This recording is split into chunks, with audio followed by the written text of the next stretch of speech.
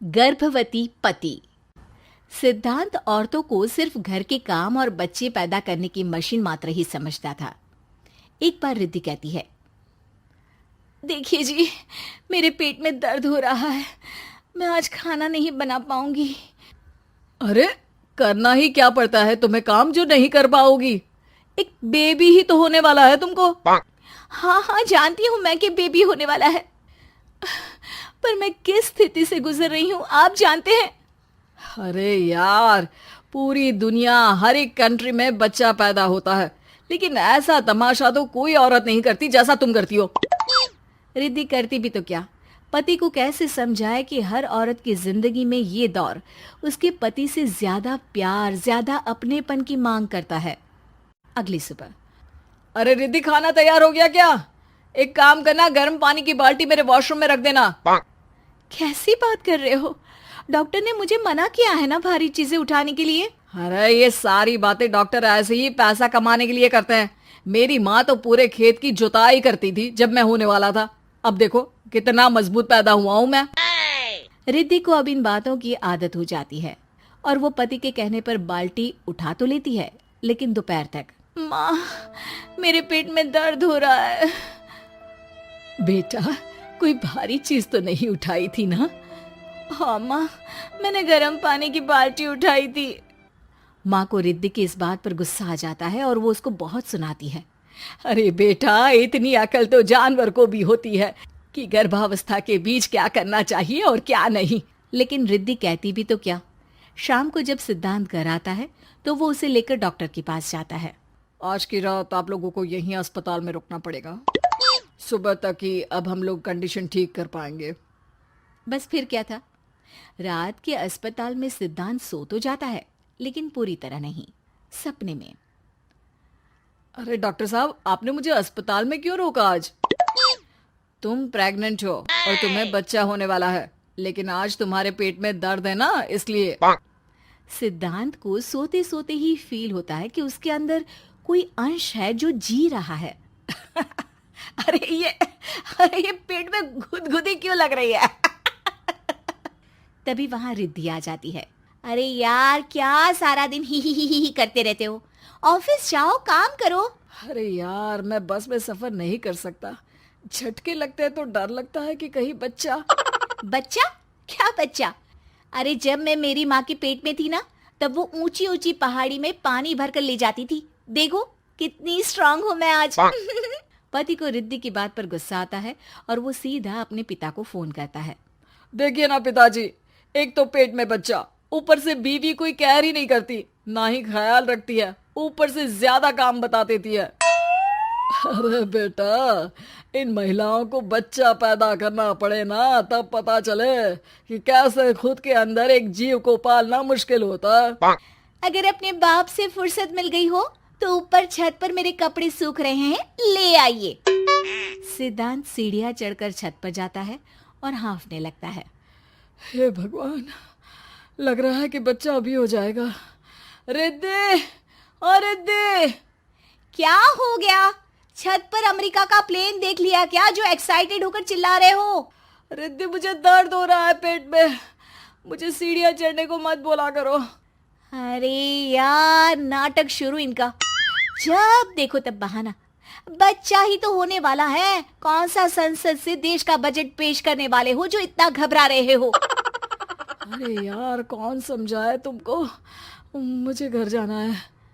अब नीचे भी आ जाओ या ऊपर से कूदकर घर चले जाओगे? सुनो, आज शाम को जल्दी से आ जाना, मुझे ना गोलगप्पे खाने का मन है। एक तो पता नहीं तुमने जॉब क्यों छोड़ दी।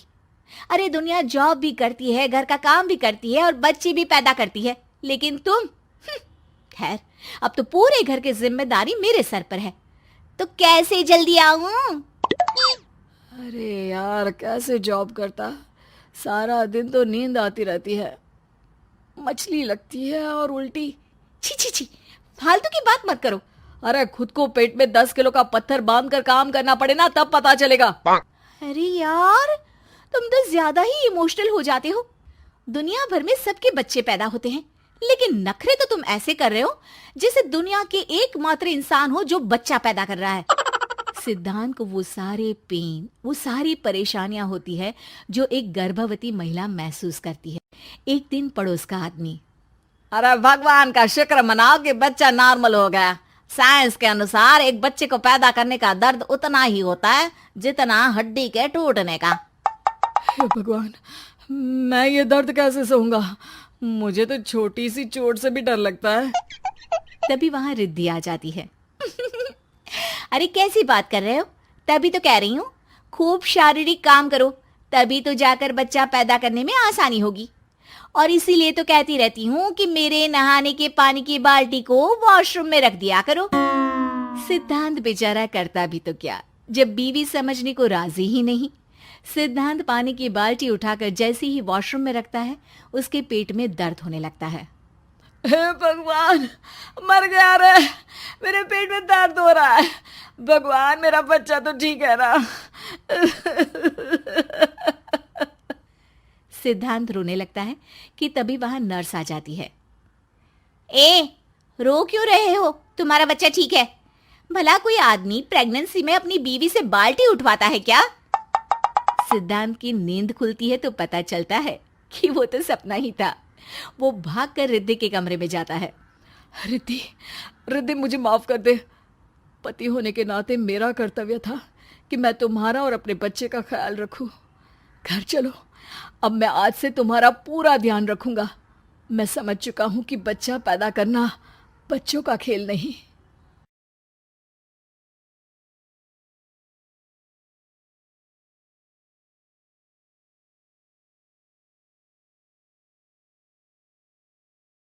गंवार जिठानी, मॉडर्न देवरानी। अर्पिता की शादी राकेश से तय होती है, जो एक सरकारी नौकरी करता था। अरे चाची, अर्पिता इतनी सुंदर, पढ़ी लिखी और मॉडर्न लड़की है, फिर कहाँ आप इसकी शादी ऐसे घर में कर रही हैं? अरे लड़का सरकारी नौकरी करता है, इंजीनियर है, खूब कमाता है। खूब मेहनत की है लड़के ने इस नौकरी के लिए। अर्पिता भी राकेश को पसंद नहीं करती थी, लेकिन पिता ने हाँ कर दिया तो शादी के लिए मन मारकर तैयारी कर रही थी। हाँ माँ, चाची ठीक ही तो कह रही हैं। पता है मेरी सहेलियों के पति कितने मॉडर्न हैं। अरे देख बेटा, तू मॉडर्न है ना, वो पढ़ने लिखने वाला गांव का होनहार लड़का है। तू जैसा रखेगी रहेगा। अब तक कोई उसकी केयर करने वाला नहीं था। है तो सिर्फ एक भाई भाभी, और माँ पिता तो गांव में ही रहते हैं। अर्पिता का मुंह बन जाता है। वो पिता के फोन से राकेश का नंबर लेकर उसे मिलने के लिए बुलाती है।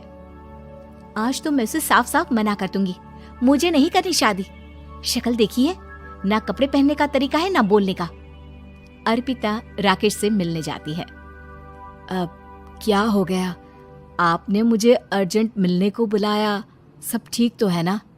हाँ सब ठीक है, पर मैं आपसे कुछ कहना चाहती हूँ। आप ना इस शादी से मना कर दे। राकेश की आंखें अर्पिता की इस बात से लाल हो जाती है। वो रोंधे गले से कहता है, लेकिन शादी की सारी तैयारियां हो गई हैं। मैंने आपके साथ एक अच्छे भविष्य का सपना भी देख लिया है। ऐसा मत करिए प्लीज। माँ पिता के अलावा मैंने किसी को दिल से अपना माना है तो वो आप ही है। देखिए, मुझे आपसे कोई समस्या नहीं है, लेकिन आप मेरे जैसे नहीं हैं। मैं मॉडर्न लड़की और आप। मैं आपसे वादा करता हूँ, जब तक आपके लायक नहीं बन जाता मैं कभी आपसे बीवी का हक नहीं मांगूंगा। अर्पिता राकेश का प्यार देखकर पिघल जाती है और शादी के लिए हाँ कर देती है। दोनों की शादी हो जाती है, लेकिन शादी के बाद राकेश की भाभी, जो कि पूरी की पूरी देहाती थी। ए राकेश, उठ, जब पानी भर कर ला और तेरी बीवी को बोल के चूल्हा लगा दिया है, रोटी बना ले। क्या है ये सब? और तुम्हारी भाभी इस तरह चिल्ला क्यों रही है? क्या करूं, भाभी ही खाना बनाती है और मुझे पढ़ने के लिए इस घर में रखा, तो मैं घर का सारा काम कर देता हूँ। अब तुम आ गई हो, अपने तरीके से देख लो। ये मकान तो तुम्हारे पापा ने बनवाया था ना, शहर में, ताकि बेटा पढ़ाई कर सके। हाँ, पर भाभी ही पूरे घर में रहती है। ठीक है, देखो अब। अर्पिता बाहर जाती है। सूट पहनी अर्पिता को देखकर जेठानी का पारा हाई हो जाता है। ए शहर की हीरोइन, यहाँ ना चलेगा ये सब, समझी? साड़ी पहनो साड़ी। वो नारंगी वाली निकाले हैं तुम्हारे लिए, जिसमें हरे रंग का फूल बना है। और सीधे पहुंचो रसोई में। मेरे आगे नहीं चलेगा ये सूट बूट का नाटक, समझी? देखिए भाभी, आप बड़ी हैं, आपने राकेश की पढ़ाई में मदद की, लेकिन ये मकान इनके पिताजी का है, तो मैं अपना पोर्शन अलग कर रही हूँ। मैं आज से आपके साथ नहीं रहूंगी। जेठानी का तो मानो पारा ही हाई हो जाता है। और ऐसा कैसे नहीं रहेगी? हाँ, और कौन बोला कि राकेश अलग हो जाएगा? वो अपने भाई के बिना नहीं रहता। आज देखिए तो, देखिए कल के आई छोरी क्या बोल रही है। राकेश के साथ बात हो गई है, मैंने ऊपर का हिस्सा राकेश को दे दिया है। उसकी अपनी जिंदगी शुरू हो रही है, तो अच्छा है ना कि अब रसोई भी अलग हो जाए। अर्पिता राकेश की ओर फक्र से देखती है कि उसने अर्पिता के लिए स्टैंड लिया। अर्पिता बाजार में जाकर सारा रसोई का सामान ले आती है। पिता के दिए सामान से घर सजाती है और अपने तरीके से पूरे घर की सजावट करती है। शाम को राकेश ऑफिस से आता है। कुर्ता पैजामे में राकेश को देखकर, अरे ये क्या पहना है? भाभी सिलती है ना कुर्ता, मैं सारी कमाई भाभी को ही दे देता हूँ। लेकिन अब ना बीबी को देना होगा, क्योंकि भैया भी अच्छी नौकरी करते हैं। भाभी अपने पति का पैसा संभालें और मैं अपने पति का पैसा संभालूंगी। तभी भाभी आ जाती है। अरे देखो बहुत हो गया। हाँ, अलग रहने तक तो ठीक था, लेकिन पैसा हम एक फूटी कौड़ी नहीं देंगे। बचपन से तुम्हारे पति को हमने पाला है, उसका हिसाब दो। अच्छा, हिसाब चाहिए? कितना पढ़ी हैं आप जो आपको हिसाब चाहिए? बड़े भाई हैं उनकी, जिन्होंने उन्हें पढ़ाया लिखाया। वो हिसाब मांगेगी तो जरूर दे दूंगी भाभी। अरे देख, हाँ, अगर तूने पढ़ाई की है तो मैं भी अंगूठा छापना हूँ। अरे 5 की क्लास तक पूरी पढ़ाई की है, समझे? वैसे भी कल इन लोगों के माँ बाबूजी आ रहे हैं गांव से, वही लोग ठिकाने लगाएंगे तुझे। अगले दिन सास ससुर आते हैं, दोनों बहुत ही सीधे लोग। अच्छा किया जो ऊपर के हिस्से में राकेश की गृहस्थी लगा दी। अब दोनों बेटे अपना अपना देख ले।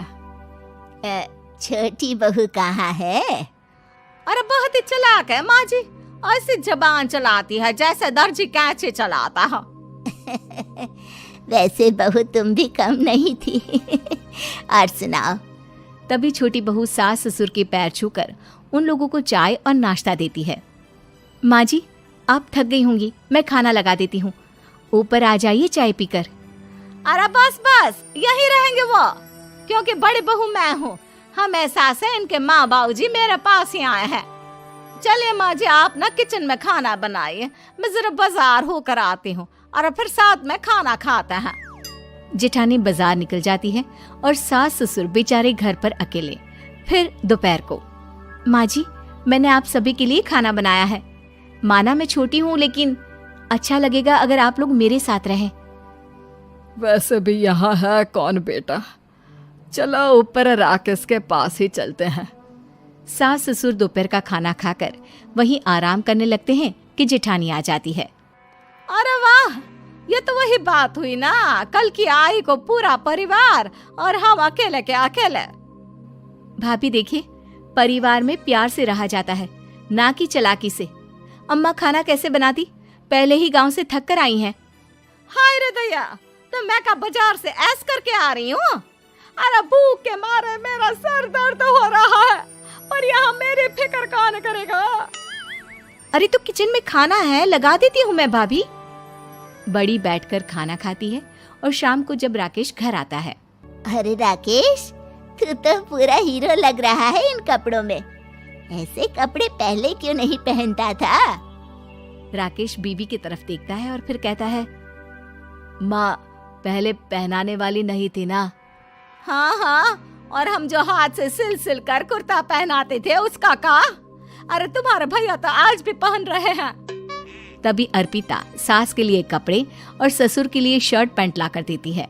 उन लोगों को फ्रिज से ठंडा पानी और टीवी में फिल्म दिखाती है। अरे कब से इनको बोल रहे हैं कि फ्रिज वाले आओ, लेकिन ये है कि मानत ही ना है। बहू, अब तो तुम ही समझाओ ससुर जी को। नहीं पापा, आप फ्रिज मत लीजिए। अरे वाह रे छोटे, खुद फ्रिज का ऐसे का मजा ले। और इनकी माँ के पास फ्रिज भी ना हो। अरे देखा पिताजी, देखा माँ जी कब बोल रही है। अरे उसकी पूरी बात तो सुन लो कि वो क्या बोल रही है। वो इसलिए क्योंकि अब माँ जी और पापा यहीं रहेंगे मेरे पास। घर को घर सिर्फ मॉडर्न या गांव की सोच नहीं, बल्कि संस्कार बनाते हैं भाभी। और संस्कार अच्छे हो तो सब सही हो जाता है।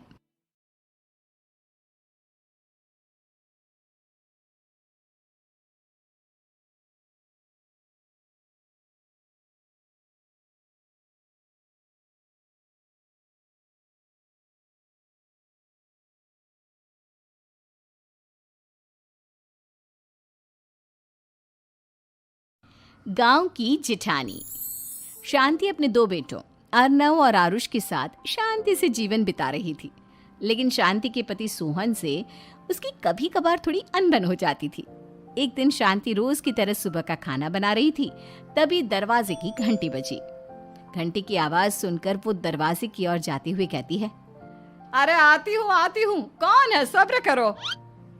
शांति दरवाजा खोलती है तो देखती है कि उसके जेठ मोहनदास सामने खड़े होते हैं। वो सक पकाकर अपना घूंघट करती है और पैर छूकर कहती है, आइए आइए जेठ जी। कैसी हो शांति? जी मैं तो बिल्कुल ठीक हूँ, सब आपकी मेहरबानी है भाई साहब। शांति और मोहनदास की बातें सुनकर शांति का पति सोहन और उसके दोनों बेटे बाहर आ जाते हैं। अरे भैया राम राम, कैसे हो आप? राम राम भाई। अरे शांति, ऐसे खड़ी खड़ी क्या देख रही हो? चाय कॉफी कुछ लेकर आओ, भैया आए हैं। शांति तेजी से रसोई की ओर आगे बढ़ती हुई कहती है, अरे मेरी माँ, गेट खोलने के चक्कर में मेरे तो चावल ही जल गए। वो दौड़ी दौड़ी रसोई में जाती है और देखती है कि सारे चावल जल गए हैं। वो दोबारा चावल बनाने में लग जाती है। इतने में सोहन आवाज लगाता है, अरे शांति, तुम्हारे चावल का रोना खत्म हो गया हो तो चाय ले आओ। जी लाती हूँ अभी। शांति जल्दी जल्दी चाय बनाती है और मोहनदास को चाय देती है। सब एक दूसरे की खैर खबर पूछते हुए चाय पीते हैं। चाय खत्म होती ही मोहनदास शांति की ओर देखते हुए मजाक में कहते हैं, शांति, अब तुम्हारी चाय में दम नहीं रहा, अब हमें चाय बनाने वाली बदलनी पड़ेगी।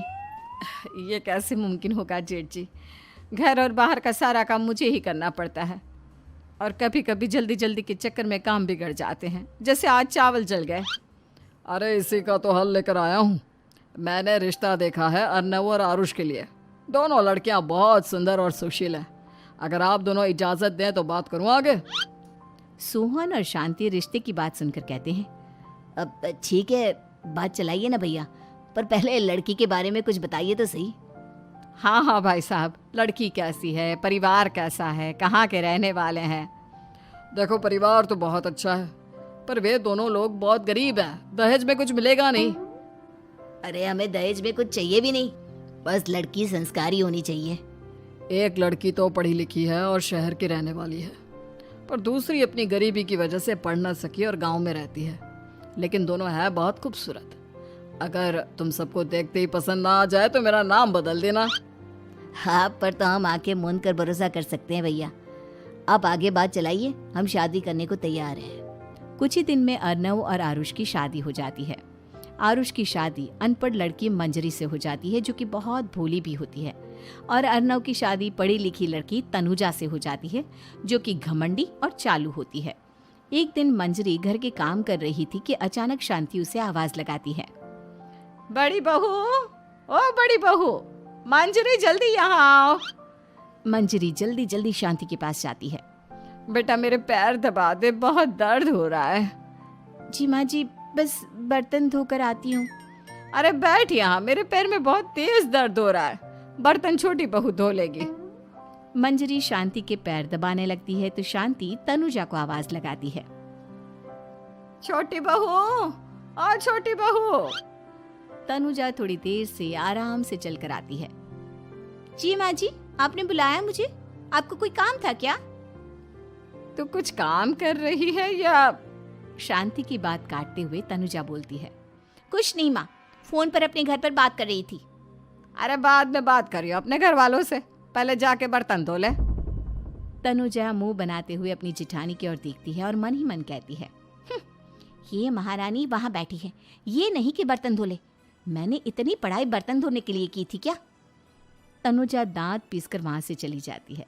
अगले दिन सब दफ्तर चले जाते हैं, तभी डाकिया चिट्ठी लाता है। शांति चिट्ठी लेकर मंजरी से कहती है, बड़ी बहू, जरा छोटी बहू को बुलाना, एक चिट्ठी आई है। मेरी तो आंखें कमजोर है तो मुझसे पढ़ा नहीं जाएगा। मंजरी तनुजा के पास जाकर कहती है, तनुजा, तुम्हें माँ जी बुला रही हैं। मुझ पर हुक्म मत चलाओ, काम बताओ काम। अरे मैंने तुम पर कहाँ हुक्म चलाया, और हुक्म चला भी दूंगी तो क्या हुआ?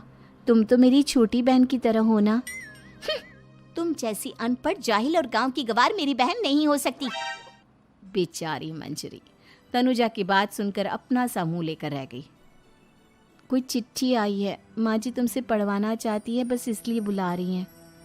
मुंह टेढ़ा करके तनुजा मंजरी का मजाक बनाती हुए कहती है, अनपढ़ कहीं की। तनुजा का ऐसा बर्ताव देखकर बड़ी बहू बहुत दुखी होती है। तनुजा को अपनी पढ़ाई का घमंड इतना हो गया कि अब वो घर के कोई काम नहीं करती और अपनी जेठानी का मजाक बनाती रहती। तनुजा का ये बर्ताव अब उसकी सास को भी नजर आने लगा था। एक दिन शांति ने अपनी बड़ी बहू से कहा, मंजरी, तनुजा हर समय तुम्हारा मजाक उड़ाती है, तुम्हें गुस्सा नहीं आता क्या? आता तो है माँ जी, लेकिन मैं क्या करूं? जब भी उसे कुछ बोलती हूँ वो और भी जली कटी बातें मुझे सुनाकर चली जाती है। मैं उसे अपनी छोटी बहन की तरह प्यार करती हूँ, लेकिन उसके दिल में मेरे लिए कोई इज्जत नहीं। बहू, तूने वो कहावत सुनी है, जुल्म करने वाले से ज्यादा जुल्म सहने वाला अपराधी होता है। मंजरी अपनी सास का इशारा समझ जाती है। वो अपनी देवरानी को सबक सिखाने की ठान लेती है और एक दिन शांति अपनी दोनों बहुओं के साथ बैठी थी तो शांति अपनी बड़ी बहू से पूछती है, अरे बहू, शाम होने को है, कुछ सोचा है क्या बनेगा खाने में? माँ जी, मेरे तो सर में बहुत दर्द है आज। मेरी प्यारी देवरानी ही कुछ अंग्रेजी खाना बनाकर खिलाएगी। सुना है पढ़े लिखे लोग अंग्रेजी खाना बहुत अच्छा बनाते हैं, क्यों तनुजा? इतना कहकर मंजरी अपनी सास की ओर देखकर मुस्कुरा दी। तनुजा अपनी तारीफ सुनकर बहुत खुश हो गई। इतने में शांति कहती है, ये तो सच बात है छोटी बहू, ये तो मैंने भी सुना है। हम भी पक गए हैं बड़ी बहू के हाथ का खाना खा खा कर। तनुजा, तुम्हारी माँ भी तो तुम्हारे खाने की बहुत तारीफ करती हैं। आज हमें भी खिला दो कुछ अच्छा सा बनाकर। शांति की बात सुनकर छोटी बहू और आसमान पर चढ़ गई, पर उसे ये कहाँ पता था कि उसकी सास और जेठानी उसे सबक सिखाना चाहती हैं। तनुजा अपनी तारीफ सुनकर खुश तो बहुत होती है, पर सोचने लगती है, मुझे तो कैसा भी खाना बनाना नहीं आता। अब मैं क्या करूंगी? अगर मैंने इनको सच बता दिया तो मेरी सारी इज्जत मिट्टी में मिल जाएगी। अरे छोटी बहू, क्या सोच रही हो? खिलाओगी ना अपने हाथ का अंग्रेजी खाना? छोटी बहू हाँ में सर हिला देती है। अचानक से उसके दिमाग में एक आइडिया आता है। मैं इंटरनेट से देखकर कुछ बना लेती हूँ, मेरी वाहवाही पूरे घर में हो जाएगी। मुझे कौन सा रोज रोज बनाना है। माँ जी, आज आप सबको ऐसा खाना खिलाऊंगी, ऐसा खाना खिलाऊंगी कि... इतने में शांति छोटी बहू की टांग खींचते हुए कहती है कि पता नहीं कैसा खाना खिलाओगी। ए ऊपर वाले, हमारी रक्षा करना। इतना बोलकर शांति और मंजरी दोनों जोर जोर से हंसने लगते हैं। अब तनुजा रसोई घर में चली जाती है और खाने की तैयारी करने लगती है, पर उसे रसोई घर की चीज़ों के बारे में तो कुछ नहीं पता। जैसे तैसे सारी चीज़ें निकालती है और इंटरनेट पर देखकर खाना बनाती है। कुछ ही देर में सब लोग घर आ जाते हैं। अरे सुनते हो, आज का खाना हमारी छोटी बहू बना रही है। अरे वाह, आज तो फिर कुछ अंग्रेजी खाना खाने को मिलेगा। कुछ ही देर में खाना बन जाता है तो छोटी बहू सबका खाना लगा देती है। इतने में बड़ी बहू कहती है, क्या बात है देवरानी जी, आज तो बहुत अच्छी खुशबू आ रही है। ये बात तो सही कही बड़ी बहू तूने, खुशबू तो अच्छी है। ऐसी खुशबू तो मेरे खाने में भी नहीं आती। सब मिलकर छोटी बहू की बहुत तारीफ करते हैं और छोटी बहू 7वें आसमान पर बैठ जाती है। अब सभी खाना खाते हैं। जल्दी जल्दी दो, अब तो मुंह में पानी आ रहा है। हाँ हाँ, मुझसे भी नहीं रुका जा रहा। जैसे ही सोहन एक निवाला खाता है तो उसकी आंखों से पानी आने लगता है।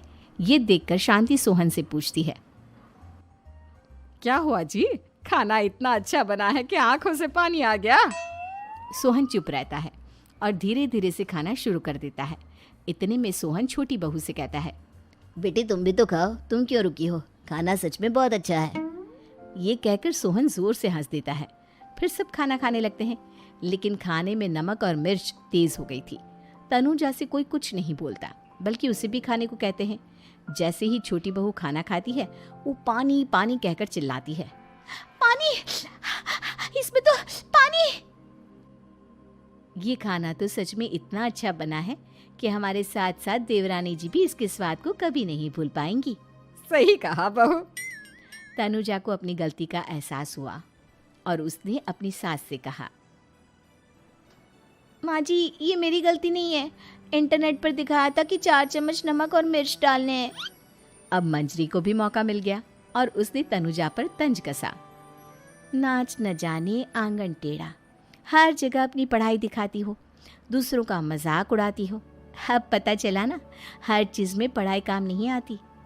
और तुम तो शहर में रही हो, तुम्हें तो मुझसे भी अच्छा खाना बनाना आना चाहिए ना। बेटा, अगर तूने ठीक से सब सीखा होता तो आज तुझे शर्मिंदा नहीं होना पड़ता। बात शहर या गांव की नहीं होती। मंजरी गांव से आई है, लेकिन उसे घर का काम करना और खाना बनाना सब अच्छी तरह से आता है। तुम शहर में रही हो, तुमने ये सब क्यों नहीं सीखा? छोटी बहू सर नीचा कर सबसे माफ़ी मांगती है और बहुत शर्मिंदा होती है। दीदी, मुझे माफ़ कर दो। मैंने आपको बहुत बुरा भला कहा, पर आपने मुझे हमेशा ही माफ़ किया। आज मुझे अपनी गलती का एहसास हो गया है। अब दोनों बहुएं मिलकर घर का काम करने लगी और एक दूसरे को अपने गुण बांटने लगी। मंजरी ने अपनी देवरानी को खाना बनाना और घर का काम करना सिखाया, वहीं तनुजा ने भी अपनी जिठानी को पढ़ना लिखना सिखाया। शांति और सोहन ऐसी बहुएं पाकर बहुत खुश थे।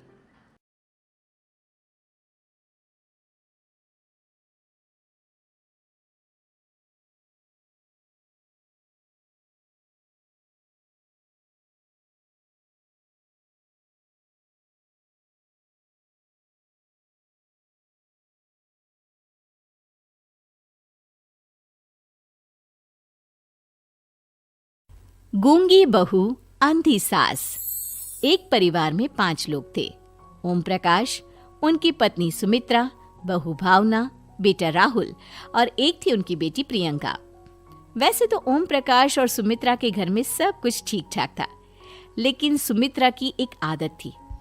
घर में कुछ भी गलत या सही हो तो वो किसी से कुछ नहीं कहती, और भावना स्वभाव की इतनी सीधी सादी थी कि अगर कोई उसके साथ गलत भी करता तो भी वो उसे कुछ नहीं कह पाती। इसी के चलते प्रियंका और राहुल घर में मनमानी चलाते रहते, क्योंकि घर को संभालने वाली औरतें इस तरह से रहती थी जैसे वो गूंगी और अंधी हो। माँ, मैं अपनी सहेलियों के साथ पिकनिक पर जा रही हूँ ठीक है बेटा, चली जाओ। और मुझे आने में रात हो जाएगी, देर से ही आऊंगी मैं। अच्छा, कोई बात नहीं बेटा। अरे भावना, तुमको एक बार में समझ में नहीं आता क्या? नाश्ते में फिर से पराठे बना के रख दिए।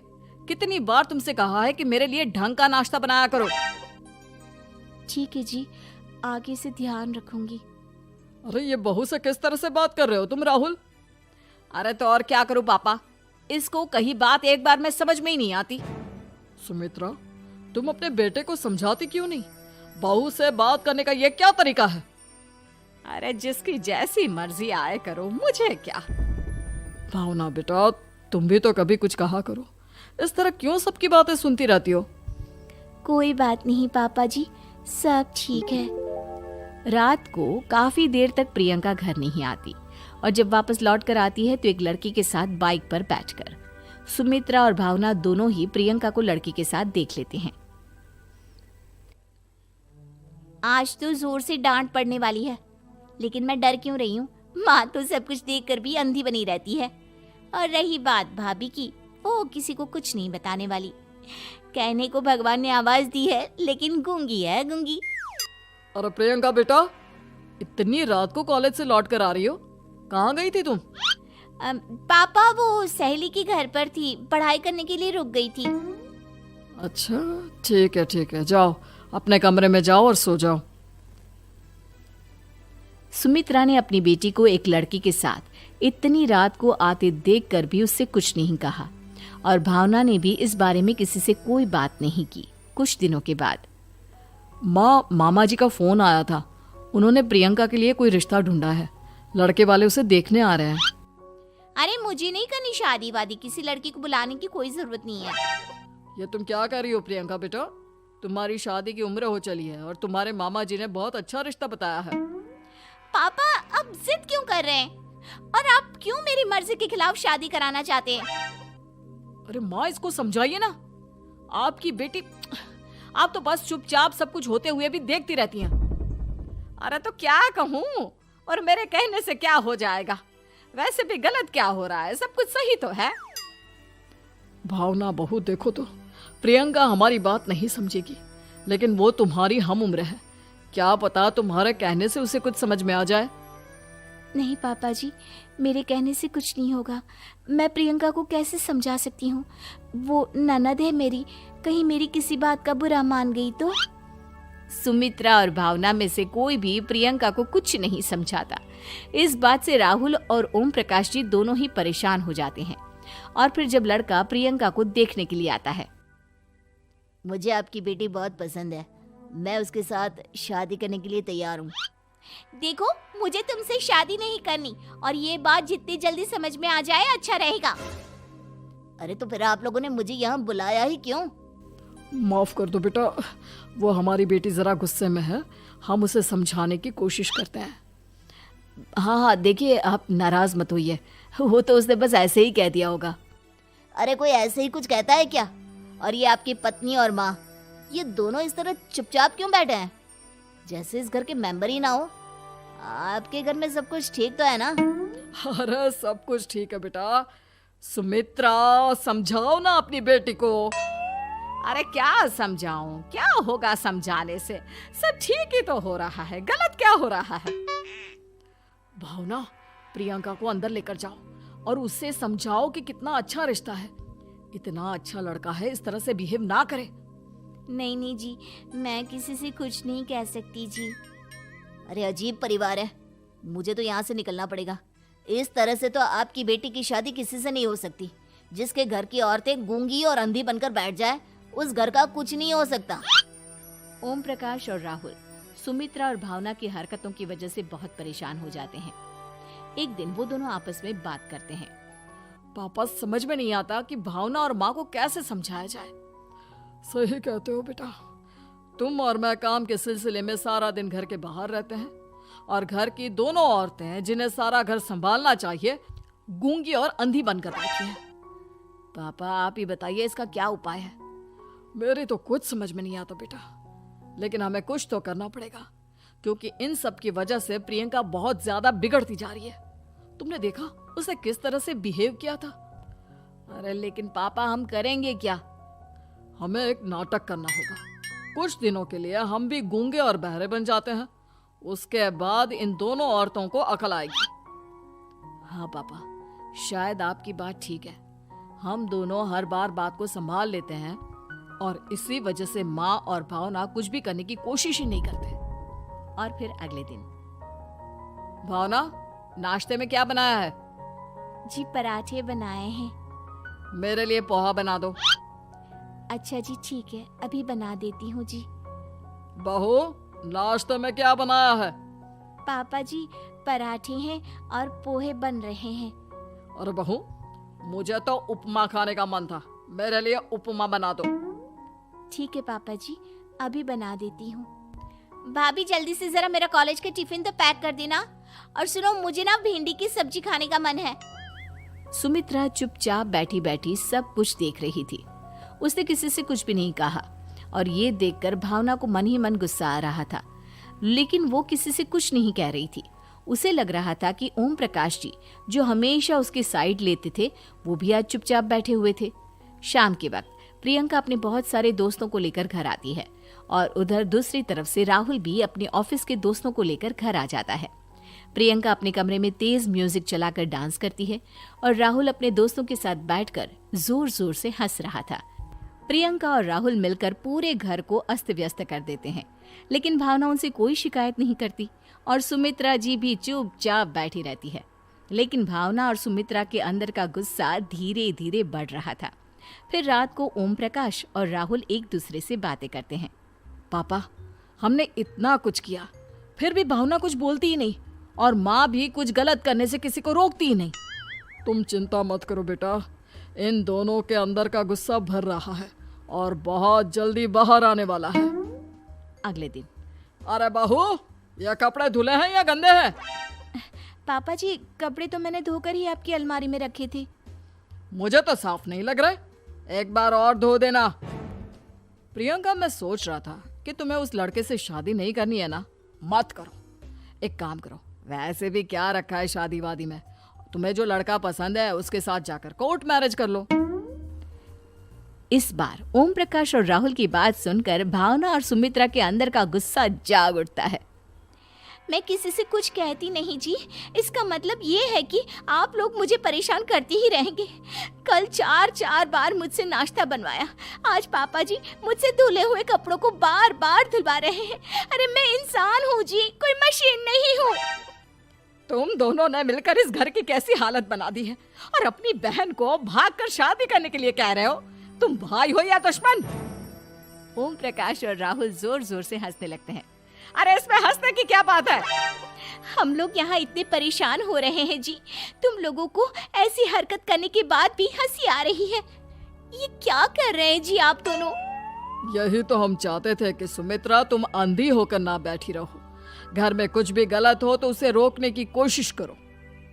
और भावना, तुम अपने साथ हो रहे गलत व्यवहार पर भी कभी मुंह नहीं खोलती, ये सही बात नहीं है। मैं चाहता था कि तुम्हारी भी जुबान खुले, तुम गलत बात का विरोध करो।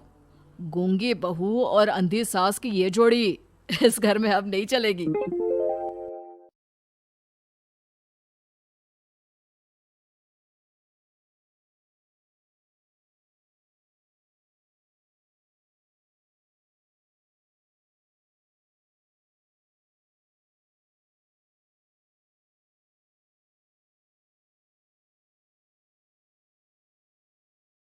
घर की औरत। कहते हैं ना, घर दीवारों से नहीं, उसके अंदर रहने वाले लोगों से बनता है। लेकिन क्या हो जब घर के लोग ऐसे हो? सारा दिन खाती रहती हो, सोती रहती हो, कोई काम नहीं है तुम्हारे पास। ऊपर से बहू के आ जाने के बाद तो तुम और निकम्मी हो गई हो। दिखावे के लिए हाथ में माला पकड़ ली है, बाकी कोई काम नहीं करती। अरे कैसी बात कर रहे हैं? अब तो बहू आ गई है, अब तो मेरी बेइज्जती करना बंद कर दीजिए। जैसे तैसे मेरी तो जिंदगी कट गई गालियाँ खा खा कर। अरे उस बेचारी को तो छोड़ दीजिए। तभी बेटे के जोर जोर से चिल्लाने की आवाज आती है। कहा था ना तुमसे रिजाइन कर दो, क्यों नहीं किया? और ये पर्स लटका कर कहाँ निकली? चलो कमरे में, काम करो घर का। बहू बेटे की लड़ाई सुनकर सास ससुर बाहर आ जाते हैं। सामने खड़ी होती है नई नवेली बहू रीमा। देख लीजिए माँ जी, शादी से पहले तो मेरे माँ पापा के सामने कहा था कि शादी के बाद नौकरी करने देंगे, लेकिन अब क्या कह रहे हैं? तो तुम माँ जी को क्यों बोल रही है बहू? तब उसका मन रहा होगा, अब नहीं है। पर पिताजी, उसके मन से मेरा करियर तो नहीं चल सकता ना। ससुर को बहू की बात पर गुस्सा आ जाता है। वो बेटी की तरफ देखता है। पापा से जबान लड़ाती है, रुक। ये बोलकर वो पत्नी को खींचकर कमरे में ले जाता है और बंद कर देता है। ये सब देखकर सास दुखी हो जाती है। पति के जाने के बाद सास बेटी से कहती है, देख बेटा, अब जमाना कुछ और है। तेरे पिता ने घर में औरतों की कद्र नहीं की, लेकिन तू ऐसा ना बन। शहर की समझदार पढ़ी लिखी लड़की से शादी की है तूने, उसका ख्याल रखा कर, तमीज से पेश आया कर। जा, बहू को कमरे से बाहर ले आ। लेकिन बेटा नहीं मानता और बहू कमरे में सारा दिन बंद रहती है। शाम को बेटा बाहर जाता है कि सास चाय और बिस्कुट लेकर बहू के कमरे में जाती है। बहू बेटा, ये ले, चाय पी ले। रो रो कर कैसी शक्ल बना ली है बेटा। माँ जी, ये कैसे लोग हैं? आप कैसे मैनेज कर रही हैं? ऐसे थोड़ी ना होता है माँ जी। घर की औरतों को तो पिताजी और ये इंसान समझते ही नहीं। क्या करूं बेटा, मैंने तो जैसे तैसे सह लिया, लेकिन तू ना सहना। दोनों बात कर ही रहे थे कि ससुर आ जाते हैं। अच्छा, तो अब बहू को भड़का रही हो? बहुत दिन हो गए मार खाए, अब क्या बहू के सामने खाओगे? जाओ यहाँ से, और जरूरत नहीं है ज्यादा इस लड़की को सर पर चढ़ाने की, समझी? बहू को ससुर की बात पर गुस्सा आ जाता है, लेकिन वो कुछ नहीं कहती। आए दिन बहू देखती है कि कैसे उसकी सास और उसके साथ उसका ससुर और पति गंदा व्यवहार करते हैं। फिर एक दिन ये क्या बनाया है? खाना बनाना नहीं आता क्या? ये बोलकर वो खाने की भरी सारी थाली फेंक देता है। अरे बेटा कोई बात नहीं, शांत हो जा, मैं अभी बाहर से कुछ मंगवा देता हूँ। हाँ पापा, ऑर्डर करिए। ऐसे खाने से तो पेट भरने से रहा। वैसे खाना तुमको बनाना आता नहीं और बाहर जाकर नौकरी करना चाहती हो। अरे तुम जैसे को तो पूछते भी नहीं है बाहर। बहू को पति की बात पर गुस्सा आता है, तभी सास बोल पड़ती है। तेरे से ज़्यादा पढ़ी लिखी है। वो तो तूने इसे कहा था कि तू नौकरी करने देगा तो तुझसे शादी कर ली, वरना ना ही करवाते इसके माँ बाप तुझसे शादी इसकी। और कमाती भी ये तेरे जितना ही है बेटा। बहू हैरान रह जाती है कि जो सास खुद के लिए एक बार भी खड़ी नहीं हुई, वो उसके लिए बेटे को भी भला बुरा सुना रही है। उसकी नज़र में सास की इज्जत और बढ़ जाती है। वो सास को देखकर ये सब सोच ही रही थी कि उसके कान में एक जोर से चांटे की आवाज़ आती है। किसको मार पड़ी? वो देख ही रही होती है कि उसकी नज़र ज़मीन पर बैठी सास पर पड़ती है। अभी तो धीरे से मारा, फिर जुबान खोली ना तो ऐसा मारूंगा कि कान के पर्दे फट जाएंगे। सास रो रही थी। बेटा और पति वहां से चले जाते हैं। पिताजी अच्छा किया माँ को जोर का चांटा लगाकर। आगे से जबान खोलने से पहले 4 बार सोचेंगी। बड़ी आई। दोनों हंसते हुए वहां से निकल जाते हैं। बहू सास को उठाती है और पानी देती है। मैंने ये दिन रोज देखे हैं बहू, लेकिन तू नहीं सहना। तू अपना जीवन अपने अनुसार जीना। शादी के वक्त मैंने तेरी माँ से बात करने की कोशिश की थी, उन्हें बताया था, लेकिन वो नहीं मानी। बहू सास को पकड़कर रोने लगती है। वो इसलिए नहीं मानी क्योंकि वो मेरी सगी माँ नहीं है। माँ जी, जिस तरह से आप मेरे लिए खड़ी हुई है ना, मेरी माँ भी नहीं हुई। बेटा मैं तेरा भला चाहती हूँ। तू नौकरी इस घर में रहकर तो नहीं कर पाएगी। एक काम कर, इस घर से चली जा, पैसे कमा और खुश रह।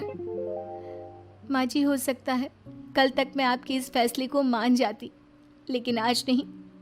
माँ जी, आप यहाँ इस नर्क को झेले और मैं आपको छोड़कर चली जाऊं? नहीं, कभी नहीं। अगले रोज। सुनिए, वो क्या है ना, मुझे कुछ कपड़े और गहनों की ज़रूरत है, तो ज़रा पैसे दीजिए ना। अब आप घर के मर्द हो तो पैसे तो आपसे ही मांगूंगी ना। बुरा तो नहीं लग रहा ना आपको? नहीं नहीं, बुरा क्यों लगेगा। ये लो कार्ड, कर लेना शॉपिंग। अगले रोज। बिजली का बिल आया है 10,000 का, भर दीजिएगा। इतना बिल कैसे आ गया? बेटा वो क्या है ना, सारा दिन बहू घर में रहती है तो कमरे में एसी और टीवी चलता रहता है। अब कम से कम बाहर जाए तो 4 पैसे कमा कर लाए। लेकिन हम लोगों को थोड़ी ना औरत की कमाई खानी है, वो तो मर्द ही करता है ना।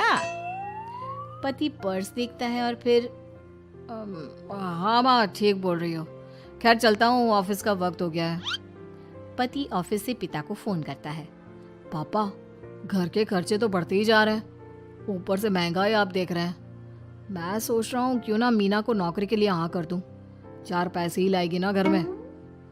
वो तो तू ठीक बोल रहा है, लेकिन ये औरत की जात कल को 4 पैसे कमाने लगे तो यह नहीं कि सर पर चढ़कर नाचे। हाँ पिताजी, बात तो सही है। वो तो आप हैं जो माँ को मुट्ठी में रखा है, वरना मेरी वाली तो। खैर सोचते इस बारे में। शाम को पूरा परिवार साथ बैठा होता है। वो कल पनीर की सब्जी बनानी है तो थोड़े पैसे देकर जाना। और हाँ, कीर्तन भी रखा है संडे को, उसके लिए सामान की लिस्ट बना दी है, ले आना। पापा को दे दो, वो ले आएंगे। अरे पापा कहाँ से ले आएंगे, मेरे पास नहीं है पैसे वैसे। लो, पैसे ही नहीं है। मेरे पापा की जेब तो हमेशा नोटों से भरी रहती है। बेटा, लक्ष्मी को जो पूजता है ना, उसके पास लक्ष्मी रहती है।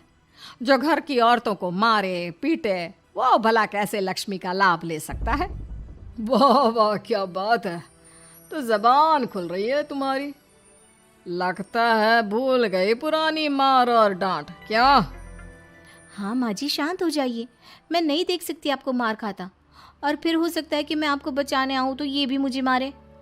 ठीक है बहू, मैं कुछ नहीं कहती, तू ये लिस्ट बस दे दे, मैं चलिए आराम करने। फिर अगले रोज। सुनिए जी, वो मायके जाना है। वो क्या है ना, शादी के बाद से गई नहीं, तो ट्रेन की टिकट बुक करवा देना। तो मैं भी तो साथ जाऊंगा ना तुम्हारे। तो ठीक है, फिर फ्लाइट की ही टिकट करवा दीजिए। वो कहना अच्छा थोड़ी ना लगता है, आप पहली बार मेरे साथ जा रहे हो और हम ट्रेन से चले, ठीक है ना। पति ऑफिस जाता है जहाँ उसका दोस्त कहता है, अरे क्या हो गया यार, परेशान सा दिख रहा है। तेरी तो नई नई शादी हुई है, भाभी परेशान कर रही है क्या? अरे नहीं यार, तू तो जानता है थोड़ी सी कमाई में घर चलाना मुश्किल हो रहा है। तू कैसे मैनेज करता है यार? कैसे क्या यार, तू जानता है ना मेरी बीवी रिया को, वो टीचर है, फिर घर में ट्यूशन करती है, साथ में बच्चे भी पढ़ लेते हैं। यार घर नाम की गाड़ी दोनों पहियों के साथ चलने से ही चलती है। वो भी कमाती है और मैं भी, और चल रहा है घर बस। पति को दोस्त की बात समझ में आती है, लेकिन पिता का ज्ञान कैसे भूल सकता था। भाई कल को सर पर चढ़कर नाचने लगी तो। शाम को घर आता है जहाँ उसकी बुआ और उसका बेटा बैठे होते हैं। अरे आ गया लल्ला, कैसा थका थका सा लग रहा है, सब ठीक है ना? नमस्ते बुआ, कैसे आना हुआ? कैसा है रमेश? भाई को तो भाई की याद ही नहीं आती। अरे नहीं नहीं भैया, याद नहीं आती तो यहाँ कैसे आता? ये लीजिए मेरी शादी का कार्ड, जरूर आना। पति कार्ड खोलता है। डॉक्टर रश्मि? अरे वाह, तेरी होने वाली बीवी डॉक्टर है। और क्या भैया, आपकी बीवी इंजीनियर तो मेरी डॉक्टर। तभी वहाँ सास आ जाती है। अरे जब घर में ही बिठाना है बेचारी को तो काहे का इंजीनियर है, तो काम वाली ही, घर का काम करती है और आराम। इतनी पढ़ी लिखी लड़की को घर पर क्यों बिठा रखा है? अरे बहू कहीं झोला चाप डिग्री तो नहीं लेकर आई है? पत्नी की बुराई सुनकर पति को गुस्सा आता है। नहीं बुआ, यूनिवर्सिटी टॉपर है मेरी मीना, और हाँ बड़ी कंपनी में काम भी करती है। बस शादी के बाद कुछ महीनों की छुट्टी ली थी, अगले हफ्ते से ऑफिस शुरू हो जाएगा। क्यों मीना? तभी ससुर आ जाते हैं। हाँ लेकिन फिर घर का काम कैसे होगा, और पैसे कमाने लगेगी तो सर पर। पिता की बात पूरी नहीं हुई कि बेटा, सर पर चढ़ने का हक है उसका पापा। पत्नी है वो मेरी, यानी मेरे घर की रानी, और रानियां तो सर का ताज होती है। क्यों मीना? मीना पति की बात सुनकर शर्मा जाती है। वाह बेटा, तू सही समय में समझ गया कि औरतों की इज्जत करने वाले घर में शांति और लक्ष्मी का वास होता है।